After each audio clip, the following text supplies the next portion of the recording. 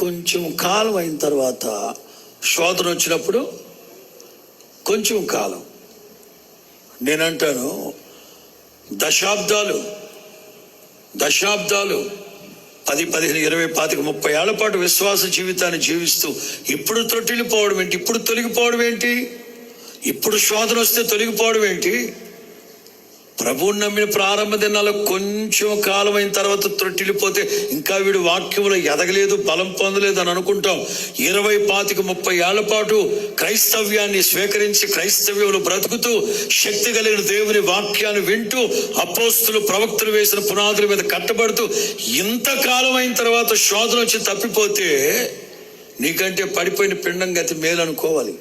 శోధనలు వస్తాయి, శోధన కలుగు చేస్తారు కొంతమంది శోధకులు.